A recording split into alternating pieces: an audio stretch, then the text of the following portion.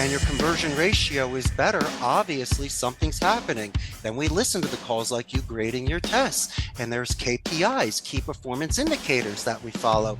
So I want you to use the additional soft skills, the positive escalation, using the military alphabet. Instead of using words like help, changing it to assist, guide, and lend a hand, adjust tone. These are the things that are people more in the now. So while they're translating and doing that intense concentration, we can always put that little bit of magic dust or an additional plate on the arm. It can be done. Our guest today is Richard Blank. Richard is CEO of Costa Rica's Call Center. But more importantly, Richard is a spiritual raconteur, a multilingual citizen of the planet who embraces life in all its power, beauty, and flaws. Welcome, Richard, and where are you speaking to us from today? Well, I cannot tell you how happy I am to be a guest on your podcast. And I am here in Central America in beautiful, sunny Costa Rica.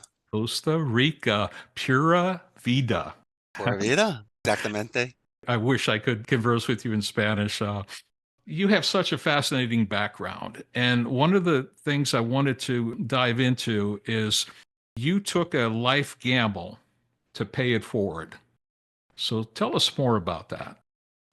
Well, when you're 18 years old and you have to make a decision of college and career, you might be under pressure, forced, feeling guilty, or just scared. And a lot of my friends had a game plan. They were going to medical school, law school, family businesses. I didn't know what to do, but I loved Spanish. And I knew at that age, if I was doing dedicated practice, professor, if I was doing something above and beyond what school asked me to do, then I knew that it had longevity. And so my dedicated Spanish teacher said, why don't you become a language major in college? Because it might make you versatile. You might be marketable. Can any of your friends do it? I go, Professor Leonard, he can't do it. So if I'm the only one that can do it out of all of my friends, I can translate for a doctor, an attorney, get us out of the burning building, and maybe get a job. And so I loved the language aspect of it. It was fun for me. And so I rolled the dice and became a Spanish major at Arizona. But I did internships and I was doing a lot outside the classroom to reinforce that.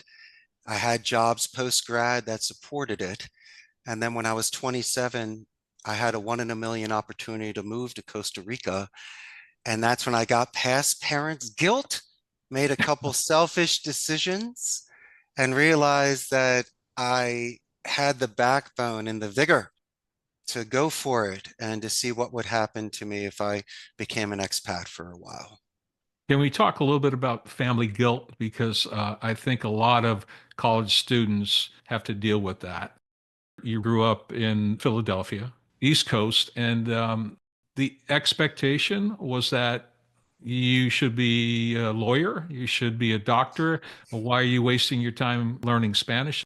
Am I summing it up, or tell me about it? In a sense, there was a little bit more prior to Abington Public School. I was destined to graduate Germantown Academy, which is a very prestigious private school in Fort Washington, because my father and brother graduated there, and I was there since kindergarten. But Okay. once you fail out of 7th grade, you're not going there anymore. That was a year I kind of lost my way, but it was one of the best things that ever happened to me. I went from 50 kids to 500 kids and everyone in my neighborhood.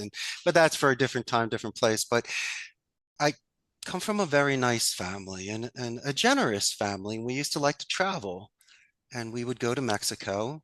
And besides enjoying myself, I would come back with vocabulary and some simple grammar.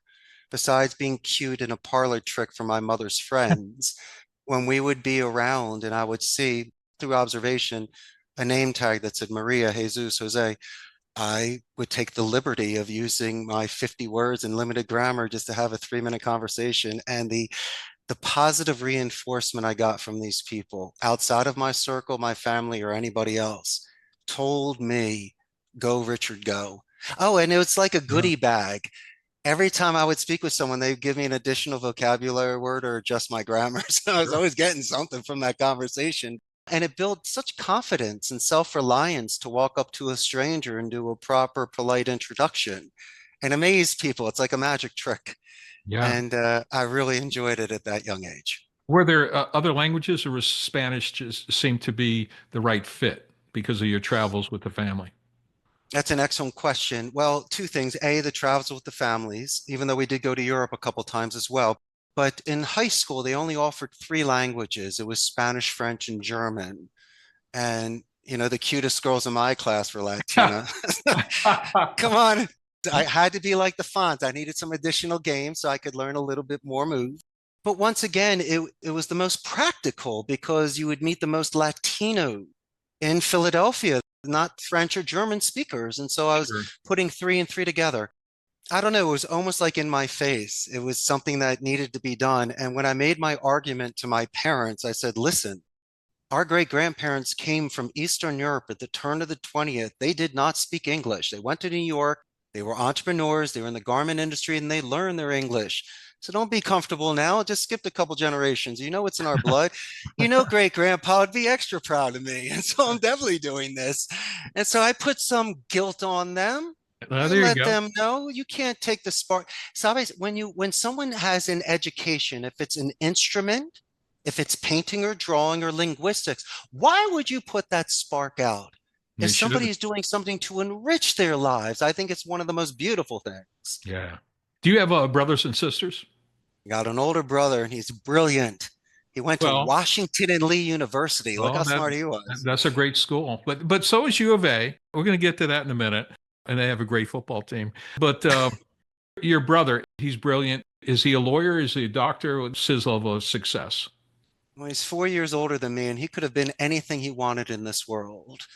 He chose mathematics. He loved it. And so he was a CPA for the Red Cross. He was actually one of the first employees for GoDaddy back in the day, Oh, which is wow. kind of cool. And then became an entrepreneur. And so we're so much alike, but so different at the same time. And the things that are easy for David are difficult for me, and vice Yeah. versa. But Yeah. there's so much that we have in common. We look alike now. And it was a nice mutual support that we had for each other in our careers. Right. But a yin and a yang, he's not into languages. He's into the math side. He's got different talents than you do.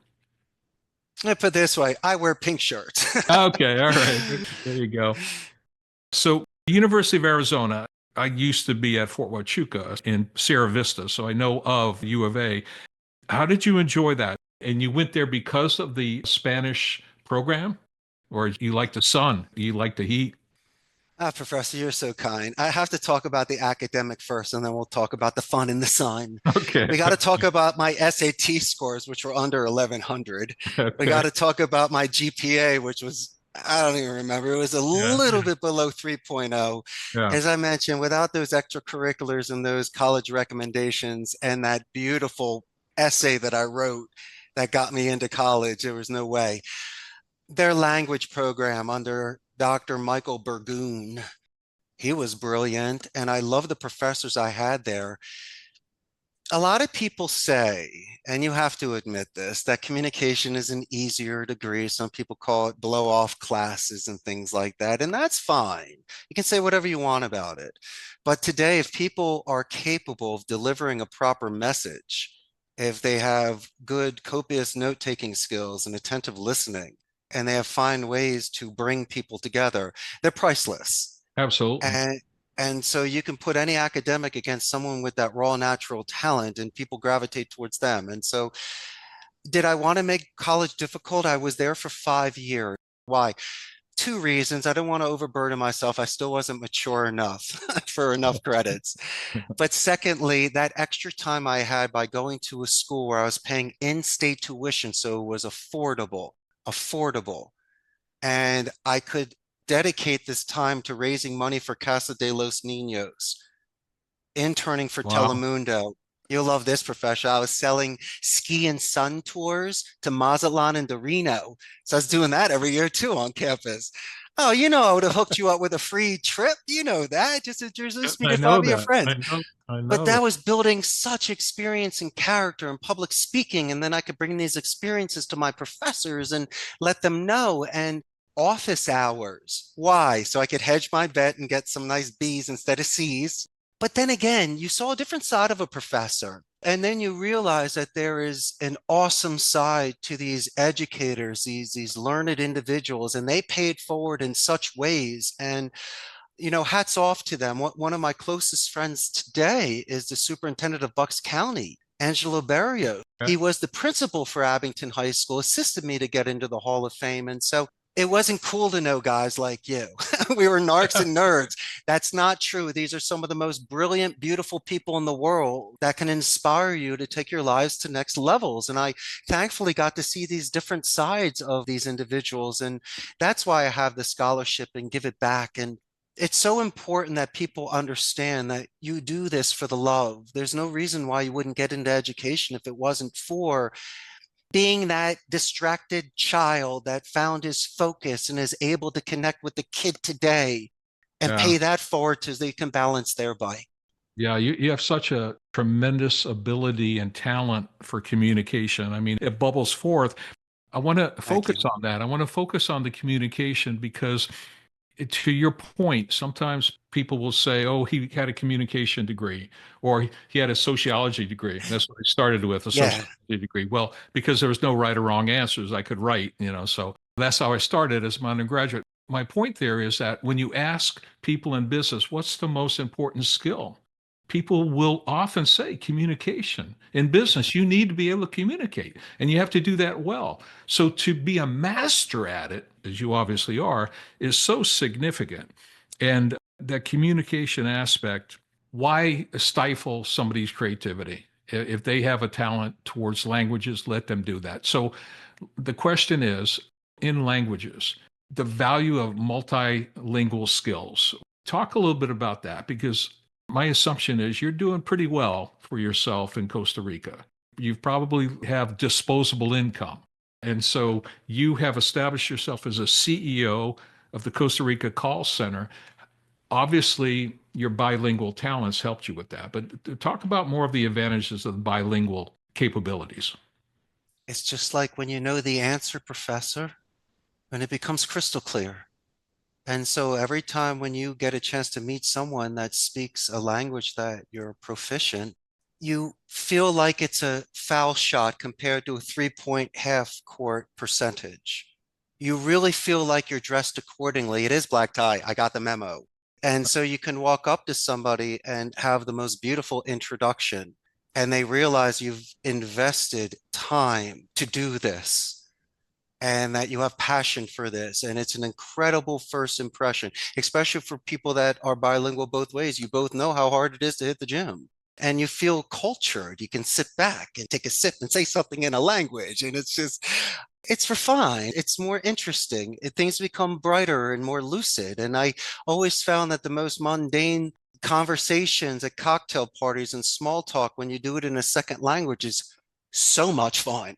It's so much fun. It's like comfortable shoes and it's like even accounting fun. And so I've seen it just enriching. Like, remember in The Wizard of Oz when it goes from black and white to color? Every Yeah. time something goes in Spanish to me, it just feels like Popeye spinach. It just expands my brain and I wish I had hair. You'd see it on end. And so what has that done for me? And I'm not lying when people say it opens doors and it just enriches life and you can just go places and feel more comfortable. I've really been able to show really good faith with strangers that become friends from this language. Oh, and here's the skinny. You think I sound like Ricardo Montalban? Absolutely not. My Philadelphia accent is so strong that it ruins my Spanish phonetics. I'm like, yo, tango. And they're like, ah. It's amazing how far a smile goes in another language. Absolutely. And one of the things I've noticed here in our brief minutes together is that you've done some research on me as I've done research on you. And I respect that. And I hope you respect that I think enough of you to learn about you before we have this conversation. Now, I want to ask you about the importance of that in communication because you mentioned I was a football coach, special teams even. You said thank you for your service 30 years in the Army. So you did That's that right. background on me.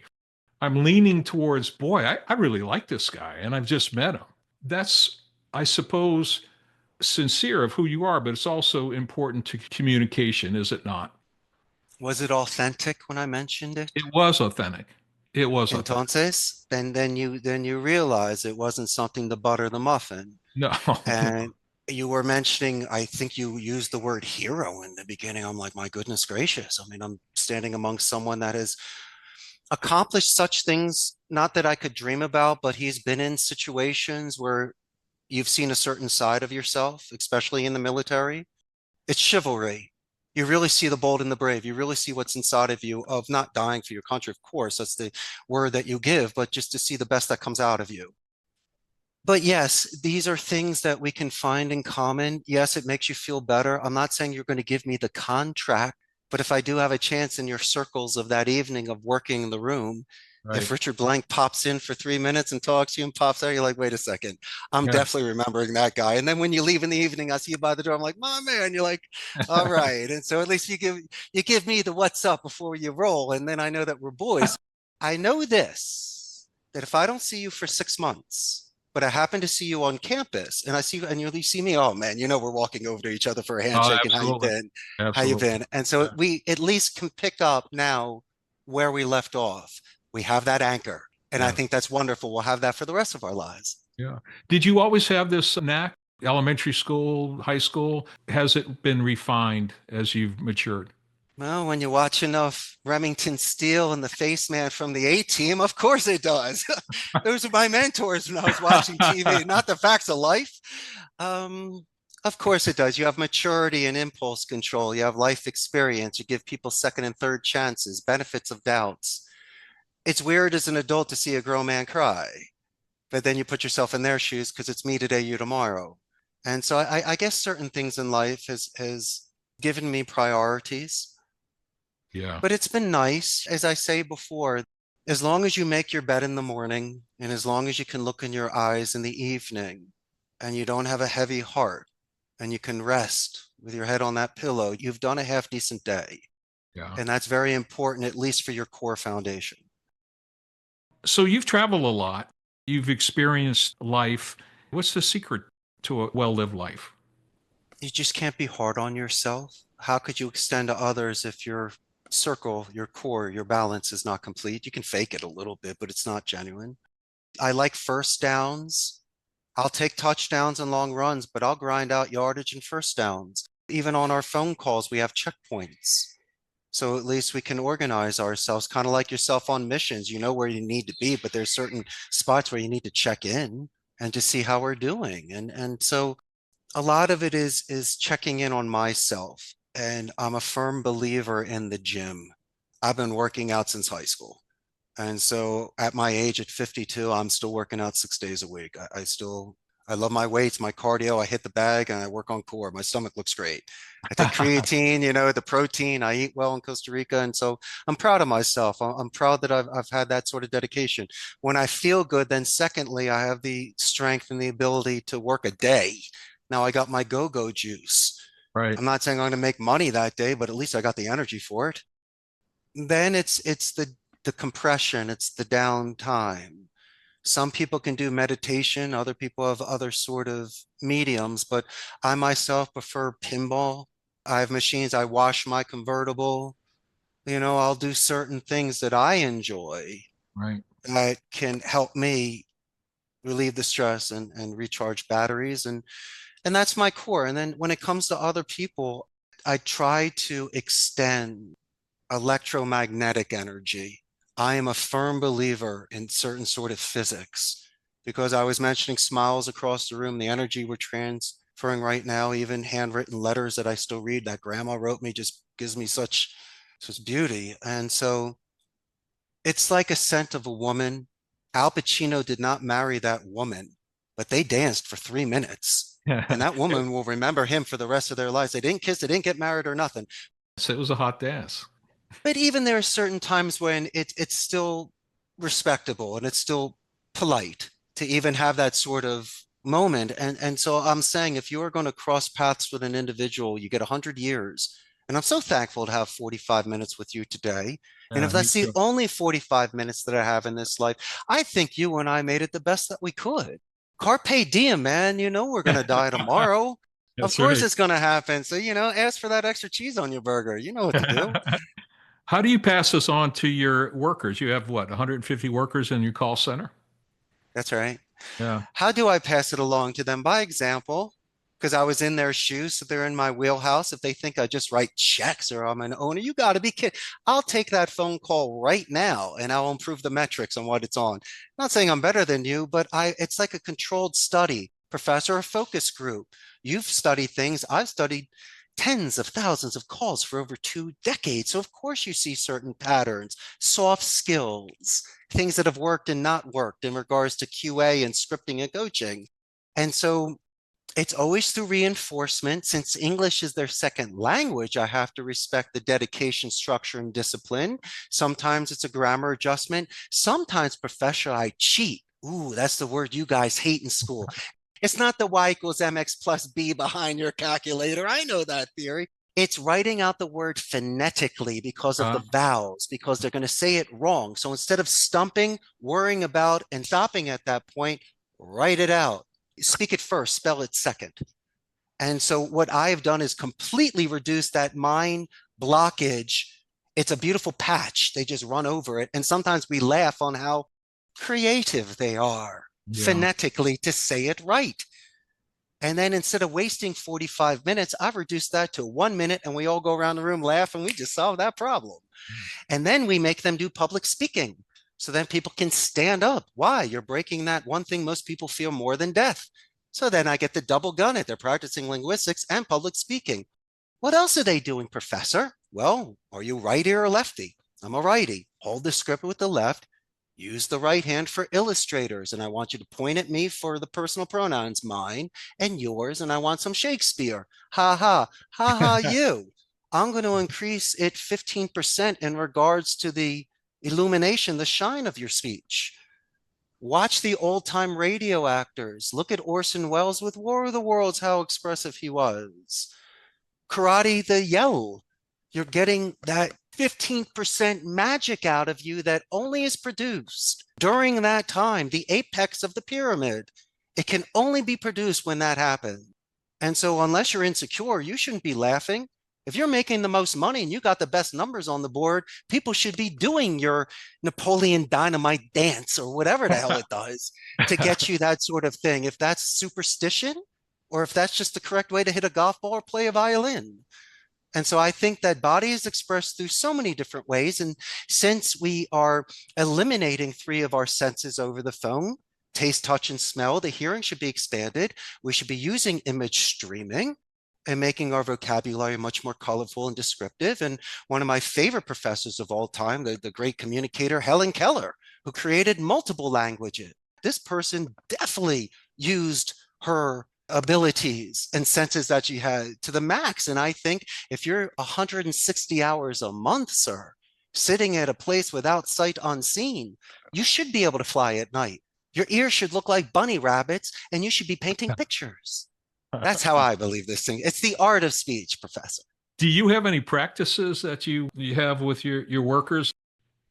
A lot of it is nickname related. And prior to working with me, we have a selection process. Most people put the bells and whistles. Of course they do. You're not an honor roll student. And so what I do is I ask them to turn their paper over and give me a coming of age moment. And then they ask me what a coming of age moment is. And I go, yes, they're a squire to a knight. I can mold them now. I go, tell me a time, professor, when you beat up a bully or saved a kitten. Why? So I can give you a cool nickname, and B, when it's a rainy Wednesday, I can pick you up and remind you when you won. And I also want to see if this professor asks you a zig and a zag, a loosey-goosey question, are you capable of doing the 10% of this variable that exists in life? Today's pod is sponsored by Luke Leaders 1248, a charity that funds scholarships for children of U.S. military veterans. Since 2009, Luke Leaders 1248 has contributed more than $130,000 to young leaders that have demonstrated a commitment to serving others. This focus on servant leadership empowers the mission of Luke Leaders 1248. Luke Leaders 1248 has funded scholarships across the United States, from Alabama to Colorado, from Indiana to Massachusetts. $2,000 is awarded per year for 4 years of study at a college or trade school chosen by the scholarship recipient. Unique to this scholarship is the student's commitment to pay it forward upon their graduation with 1% of their post-graduation salary or 1% of their time paid back to the scholarship fund. In this way, the Loop leader pays it forward and helps promote the importance of the we over the me. Learn more about this registered 501c3 nonprofit at www.lukeleaders1248.com. That's www.lukeleaders1248.com. 100% of donations are funneled directly to the students, and all donations are tax deductible. Luke Leaders 1248. To those who much is given, much is expected. And I understand you've created, or you like to create, a recess environment at your business. You have pinball machines. You have a Pac-Man machine. I understand somebody fell in love by your Pac-Man machine. Tell us about that. Tell us about that recess environment. Well, I got to ask you a question first, Yeah, if go I may. ahead. Did you ever play kickball with your class or capture the flag? Did you ever play with your students? Ever? Yeah. We brought in, I forget the author's name right now, but I brought in leaves one day into the classroom, and we just threw it on the floor and played with the leaves during the class. So yeah, I've done crazy things like that. Yeah, it's a lot of fun. And then the students felt much more comfortable with you. Why? Because they laughed with you Yeah, and played with you. yeah. And Good so for place. me, I created a happy medium. They can let off steam, recharge batteries, not ice out, hand-eye coordination, less cigarettes, less alone time. And it's a really great place to meet people from other departments.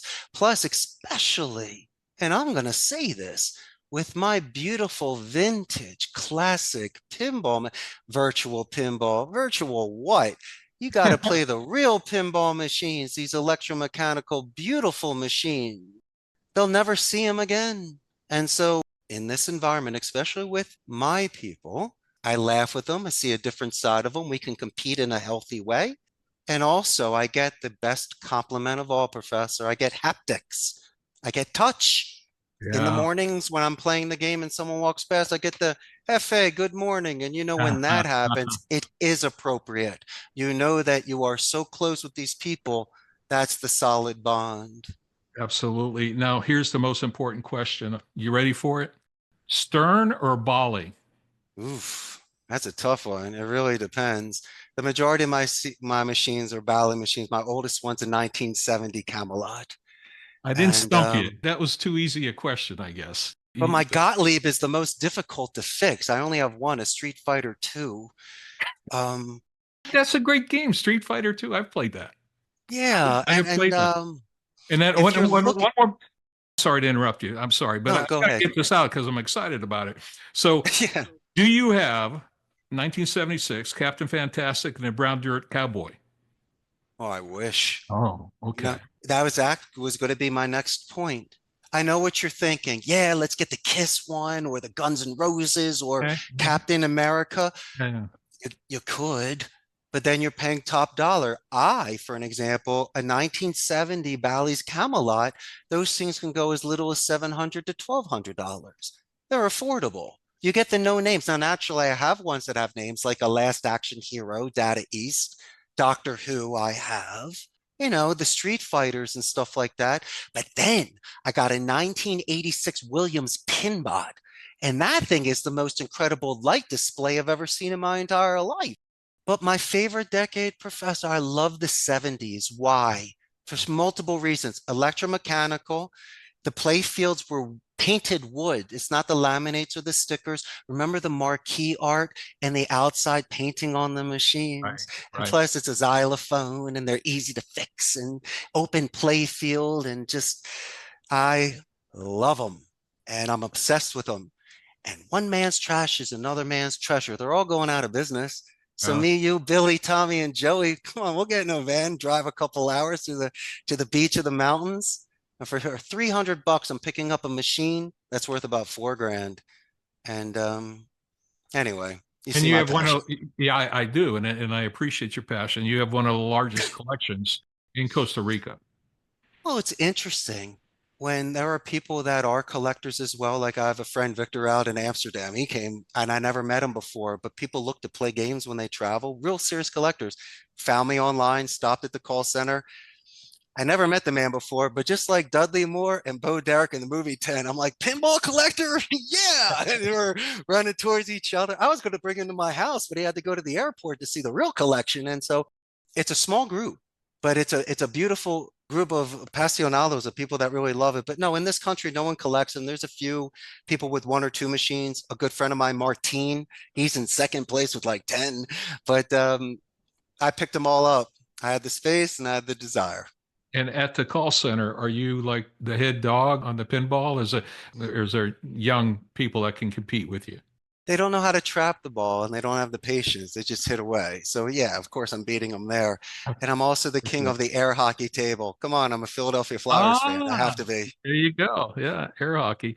Well, important question here. Is there a metaphor in the pinball and business and life? Hmm. Don't be distracted by these lights and the bells and the sound. That's what traps you. That's that golden apple. It's those very rare selected targets and timing. Ah, there's your metaphor. Yeah, yeah. It's the timing. Know when to Timing. trap, know when to release, know which target you're going after. But know the beast. I'm not saying the machines are the beast, but if you're going to plan on riding this, you really have to understand the size, the strength, and the strategy. I love it. I love it. And Gary Beers, how did you meet him? I wish I met him personally, but let's make a long story very short. My first friend in Costa Rica is Igni Faroki. It's an old school rocker, and his band was founded in '78. He's got two famous songs, La Radio and San Lucas. Anyway, I met him at the call center that I was working at, and he and I became friends. And he created a song for my call center, Shine Like the Sun, with Harold Webb and Eduardo Dorian, the lead singer. Anyway, my favorite band's INXS, and I follow their podcasts and what they're doing today. And Gary Beers was talking about how he started a company in Los Angeles that makes custom made bases, ggbbases.com. Checked it out. One section said, hire Gary. I said, well, if he puts an email, I might just write him this. I'm your biggest fan, and maybe he'll write me back. But then it says, if you have a song, I'll work on it with you. And I'll do this, and I'll do this, and I'll do this. And the price started off at $600. I'm like, I'll just pay $600 for an email back from him. I go, let him. Hey, So I I- wrote him this thing. You would have been proud of me, Professor. I wrote this thing in one draft. It must have been 1,000 words about everything. And I yeah. told him I have a song and I'm a biggest fan and I did this and I do that. And then all of a sudden the following day I got an email back saying, hi, Richard. So you want to hire me? I'm like, yes. And So so I you hired calmed him. down and I Wow. broke it down for him and I bought the entire package, all four elements. I had him play bass on the song. And then he played bass in a certain jammy way. Then he added on some percussion and synthesizer. And then the cream, he did a performance video of it. You got to have proof. And so, Yeah, and I yeah. got a half a dozen emails. He wished me like a Merry Christmas. And I was on seventh heaven. Why? Because of the transfer of energy. You're talking about the rest of the band and Michael Hutchence. And so there was actual written communication and he created this song. And so if you go on the YouTube and check it out, it's a Seen it. Yeah, Gary Beers performance video. And so it's fun because we made a rock video with it, put it up in the corner. I cameoed in it. And you know what it felt like, Professor? Like if you're 13 years old and you have a fantasy, what are you going to choose? Girls, convertibles, arcade machines, right, rock right, star. right. You What can are you pick going it to do? all, put it all in Take there. it off. Yeah. Hmm. Tell us about the call center. Who are your clients? What's the volume of work? Some of the work conditions, if you could. Of course. Let me first shatter some misconceptions in regards to Hollywood. There are certain centers that do not do sports books, casino stocks, pharmacies, or sweepstakes. It's true. There are some that do. Now, I'm a near shore because of the United States, not offshore and in the Philippines. I'm dedicated, so these agents only work for your campaign, not a blended or a mixed center. Bilingual, of course. And we handle accounts such as sales, appointment setting, lead generation, customer support, back office support, non-voice support, and IT support. And so the agents are full time. Why? So I can pay them their benefits, I can compete against Amazon, and I can scale accordingly. I'm not the largest, but we pack a punch. And as I say, I very much believe in synergy. Naturally, post COVID, that completely destroyed the sort of magic that happened at these call centers. And we can get to that too in AI and stuff. But no, the call center industry, how interesting. It's extremely lucrative. You can make a fortune doing this. But it's very labor intensive, like you grading papers, going to class, and the disruptions in the middle of your lectures. Yeah. And so you have to take into account, and it's not me and you, professor, it's that things happen outside of the office which may affect somebody that day. Right. And so I have to put myself into people's financial and family situations. And as long as they're following the rules, I'm able to look the other way once in a while. But if it's really breaking labor laws or putting a campaign at risk, hey, we got to have the come to Jesus meeting. You and I have to call the balls and the strikes, see what we can do privately. And if it doesn't happen, then we can't hit the ball and drag Johnny. We have to do certain mature decisions when people either fail a class or have to be let go. You've been working there for 17 years now. You've been at this. Did you establish it or did you take it over? That's a great question. I first worked at my friend's center for 4 years. And then the hiatus I took, I was really working and making calls for my brother for a couple of years and built some capital and then started the business. And I started it from scratch. I had one seat for 1 hour Oh, and I was renting space from a blended center and I scaled accordingly for 2 years till I wow. had the capital and the clients. Then I rented space for 6 years, built out a server room equipment and rose accordingly. And then after 6 years where I couldn't expand that anymore, I purchased a building, put on a third floor, and you're going to love this. Art Deco with neon lights. Oh yeah, if you're ever going to do it once, you got to do it in neon.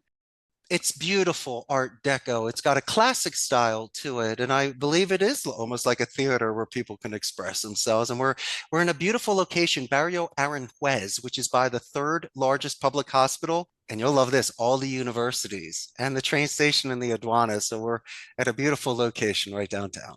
You're probably at the point now where, you're a desired work location. People want to come work for you. It depends, my man. It's you're talking about an industry that does have a large attrition and a burnout rate. It is true. Yeah. And it's not for the faint of heart. The fact that I not only survived but thrived, it's like the movie Gladiator. Remember those old gladiators that all of a sudden Right. get, that's me. I Right. actually like blood, but yeah, I like to get hung up on for a living. I like to write rhetoric. I like to make adjustments of tone. I like to study micro expression readings phonetically and use the thesaurus so we can expand our similes so we are more diplomatic and strategic. And then you say, well, Richard, hold on, professor. The reason I know is because of the metrics. If you're making thousands of phone calls and I see that you are expanding your talk time and your conversion ratio is better, obviously something's happening. Then we listen to the calls like you grading your tests. And there's KPIs, key performance indicators that we follow. That's what I'm paying you to do. Professor, I want you to use the additional soft skills, the positive escalation, mentioning your assistant or the ones that using the military alphabet. Instead of using words like help, changing it to assist, guide, and lend a hand so you can adjust tones. And so these are the things that are people more in the now. So while they're translating and doing that intense concentration, we can always put that little bit of magic dust or an additional plate on the arm. It can be done. Phonetic micro expressions. That's a new phrase to me. You use that to look for verbal tell signs. Can Correct. you explain that? Absolutely. Phonetics basically broken down four ways: your tone, rate, pitch, and duration. Your tone represents the emotion. In my professional opinion, you should have it two ways: confident and empathetic. Extend compassion, like a doctor, an attorney, or a military veteran, or special teams coach. I Right. love it. Yeah, so we can win that game. It works. There's a technique they use, professor, called mirror imaging. You could do it face to face, but we're talking about phonetics, which is sight unseen. So that's why I think of yourself using an XY chart. The Y is for the speaking sound, the level, and the X will be for your speed. You'd have 4 quadrants, and it's very easy subconsciously after 3 weeks of practice, it becomes habit. It will not hold you back from your workload. It's just another thing that becomes brighter, like an architect learning weight distribution seriously, or a mechanic hearing a sound and knowing what's wrong with a car. And so it's making you more astute. Why? Because you're going to see spikes or dips. Why? Because do not pay attention to that variable of emotion, of the tone. It's how fast and how loud you go, but it's a first time read. Well, just gauge it every 30 seconds. You should be asking first down, tie down questions, professor. Like in your class, you don't do a whole lecture. You stop for a second, say, class, makes sense, correct? Yes, professor. Sounds good.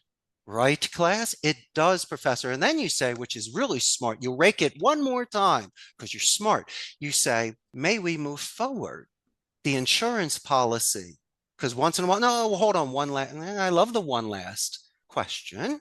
And then we do that checkpoint. So instead of having a 10-minute conversation, you're really having 20, 30-second checkpoints, engaging to Yeah. see if it's spike or dipping for tie downs. And so these are the things that I have noticed that have, I'm not saying it's foolproof. Don't put all your money on this in Vegas, but it's more than 50%. And if you're gauging and you've done this long enough and you're on a long enough conversation, you will see the pattern. And that's when you interject and you ask this question and you ask open-ended question. It's very important. I've even seen people from time to time, and you've done this too, professor, when nobody says anything in the class, you almost force one of your students to ask a question. Because I've gone through the entire dessert menu. I see you looking at all of them. You haven't said anything. So I'm going to say, professor, I went through each one slowly. I've seen your reaction. You didn't say, I'm sure you want at least one. Come on, you got to at least snake eyes gamble that one. And 9 times out of 10, because you felt it, yes, I do have a question. Come on, Billy's got a question. And so I've been able to slow it back, rake it a few times, like in the show Get Smart, shut the door, move forward. And so when it is controlled, sir, and it's sliced and it's diced, it is a dance. It's something where they expect you to be the best and the sharpest. And so you're not being clever. No, this is a lecture you've done 1,000 times. All you're doing is bringing someone in and leading them in the dance. You are the rudder of their ship in a sense. But damn, you need to make sure that as a shepherd, we are at least going in the right direction. And so it is a beautiful art because your conversions will increase. And it's not that you'll get the business. At least you'll know if it will be a sale, or you'll at least get the answer on why it's not. And that to me is extremely satisfying. Tone, rate, pitch, duration. Oh, Love it. excuse me, sir. We didn't go over the duration part. The tone, rate, and pitch could be manipulated. The duration is the silence because you need the sound for the silence, of course. And so, as I say, I could yell at you, curse, interrupt, or be silent. But that answering speed is really the subconscious. And that's why the cops usually do something by the third or fourth question. So you have your XY chart and then put the line underneath it. That's my insurance policy. You can't fake the answering speed, especially when emotion is involved. That's how you manipulate phonetics. That's fascinating. I had not heard of that. Thanks for this education. You're going to educate me again on the boomerang effect, the famous buffer boomerang technique to close sales. Again, don't know it. I would like to learn it. Tell me about the boomerang technique. It's an adjustment of a tone. Think of a half circle. The first thing I would want to do is readjust your negative tone. Well, what is ABC, Richard? And I'd say, Professor, that's a good question. ABC is 1, 2, 3. What's 1, 2, 3, Richard? Ah, Professor, so glad you brought that up. 1, 2, 3 is ABC. I'm going to name drop you. Let you know it's a good question because you need to calm down. We need to buffer this. I'm going to repeat the question. Why? So you know that I understand it, because a lot of wasted time in phone calls and conversations are repeats. And I'm going to give you your answer. You may like it or not like it, but I'm going to make it a +2, a smile and a calmer. ABC's 1, 2, 3, Professor. Well, what's 1, 2, 3, Richard? Ah, Professor, I knew you were going to ask that again. 1, 2, 3 is ABC. Oh, 1, 2, 3. Look at the tone adjusting, calming down.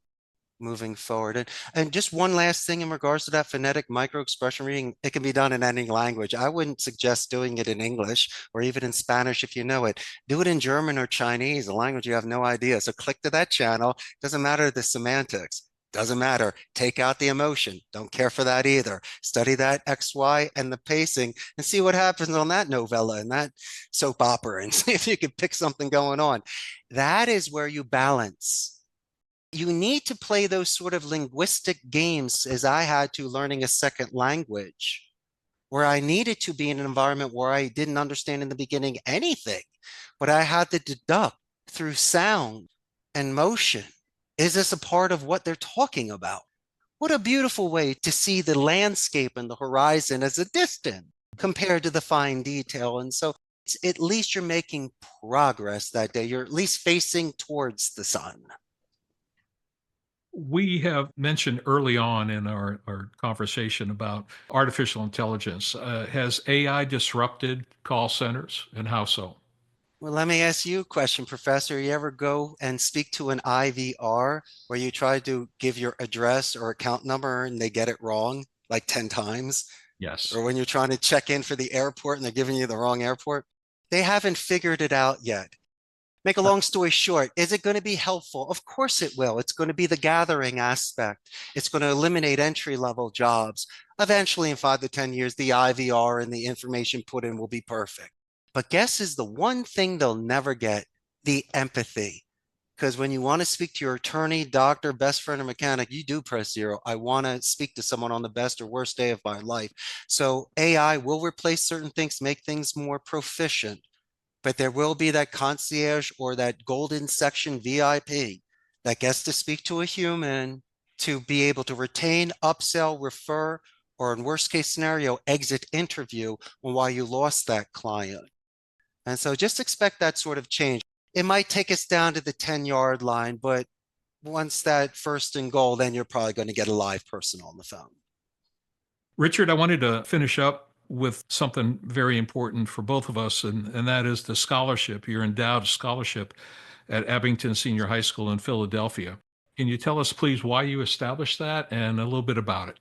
First, go Ghosts. Oh, yeah. I'm so proud of my Abington High School. As I mentioned before, while the violins were playing, I got kicked out of Germantown Academy.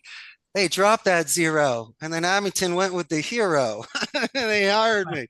So I went to an environment where I knew all my neighbors, I knew everyone around, and I love public school. It's a blue ribbon school. And we had some amazing alumni, Stephen Schwartzman of Blackstone, Amber Bose created, the scientists. And how about Ashton Carter, Yeah. right? Secretary of Defense. And so we also had Eddie George and Bob Saget and Michael Buffer. So I don't know what's going on in Abington. We had some really cool alumni, and I'm part of that. But Yeah. why the scholarship? Because when I was 18 years old, becoming this Spanish major and getting that recommendation from the late Norman Schmidt and my dedicated Spanish teacher, Esperanza Galshak, there's no way Arizona would have happened, Costa Rica would have happened, my life would have happened. So let's really call it as it is. I got a lucky break. My grades were terrible. Where did I get into? I think I got into Lynchburg College, and then I got into Rollins College in Florida because they wanted the money. So I'm not paying that much each year. And so I finally got into Arizona. And so I saw myself in them. Any kid that learns a second language, that's different. Why? Because I can relate to it. No one spoke Spanish in my family. And these kids really show that dedication. I'm not paying for their college, but if I can pay for their books for their fall semester, what a cool thing. And they don't even know me. And I don't Right. need anything in return. I'm just doing this to pay it forward. The circle is complete. And I'm so proud to be able to be able to afford that because it's still money. And thank you for bringing it up. But it once again, it's not the thing I have on a billboard saying, "Hey, I do a scholarship." It's if people see it and realize that old school non-honor roll average student but loved his friends so much and was proud of his high school decides to do something, that's like wicked cool. I like things like that. And when I come home, I feel such love, and it's fun to relive those days, or when I go to the school to be able to walk the hallways proud. And I never took my studies seriously. selfishly for Spanish, but not in school. I never had the best grades. And so when I'm back there, I'm almost embarrassed that I wish I had done better. But then again, on the flip side, it's like the bad kid that becomes the cop. He knows Right. how to relate to them. I'm the kid that was so immature, chasing girls and the sports and the fun, the maximum of minimum to get by. Charm and good looks only, raising money through donuts and stuff. Yeah, whatever. But when I walk there, I guess I'm trying to put that to bed a little bit, or to say thank you so much for believing in me when I was being an idiot Yeah. and seeing something in me when I wasn't mature enough to see it myself. And you know, But the important thing, Richard, is that you don't have to do it, but you choose to. It's not publicized. You're a quiet servant. It's sort of in the background. You believe in it, you do it. So God bless you. Hats off to you for getting it done. You're paying it forward. You're doing the right thing. You're causing a ripple effect. It's going to be significant. So well done. Good for you. yeah, that's a different stage too, my friend. Maybe it was putting to bed what happened at the private school and saying, don't be so hard on yourself, Richard. It was right bus, wrong seat.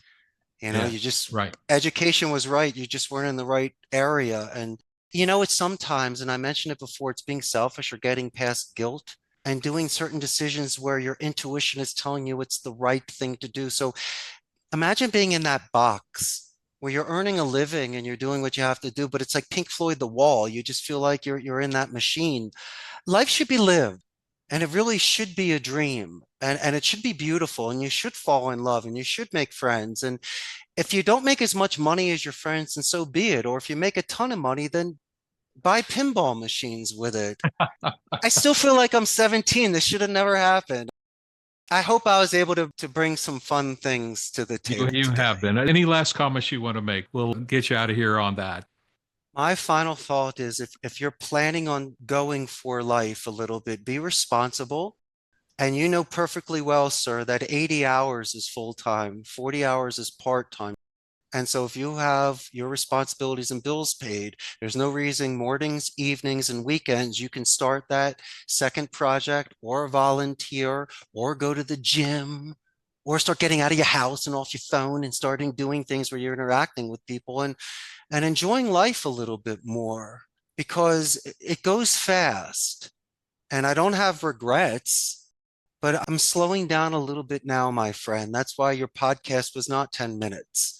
You and I needed time to settle in, get Right. comfy, and talk for a while. And so I think I'm going to be spending the rest of my life like that, in comfortable shoes. That's good. So I'm pleasant to be around. You are indeed. And it's been a real pleasure talking to Richard Blank, CEO of Costa Rica's Call Center. He is a gifted raconteur and a citizen of the planet.